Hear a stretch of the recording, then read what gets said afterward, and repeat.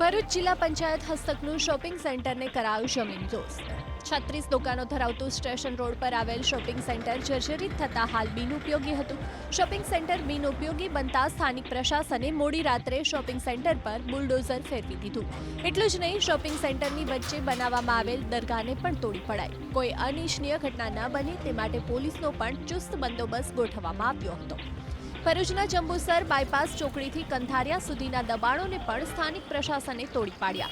મુખ્ય રસ્તામાં ટ્રાફિકને અડચણરૂપ બને તે રીતે પાકા મકાનો અને તબેલાઓ ખડકી દેવામાં આવ્યા હતા.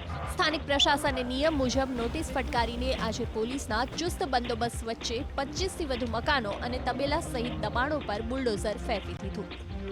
હવે આ દ્રશ્ય જુઓ. વન વીક વન રોડ ઝુંબેશ હેઠળ મોરબીમાં દબાણ હટાવવાની કામગીરી હાથ ધરાઈ. મુખ્ય રોડ પરથી 30થી વધુ લારી ગલ્લા સહિતના દબાણો દૂર કરાયા. ટ્રાફિકને અડચણરૂપ બને તે રીતે વેપારીઓએ રાખેલા સામાનને પણ જપ્ત કરવામાં આવ્યા.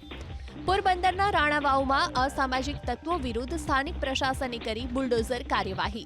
આસિયાપાટ અને ગાંડિયાવાડા નેશમાં રહેતા અસામાજિક તત્વ કરશન કોળીરિયા અને સંજય ગોરડિયાને ગેરકાયદે સરકારી જમીન પર બાંધેલા બાંધકામ પર બુલડોઝર ફેરવી દેવામાં આવ્યું. મામલતદારની હાજરીમાં અસામાજિક તત્વો વિરુદ્ધ થયેલી આ જ બુલડોઝર કાર્યવાહી દરમિયાન પોલીસનો ચુસ્ત બંદોબસ્ત ગોઠવવામાં આવ્યો હતો.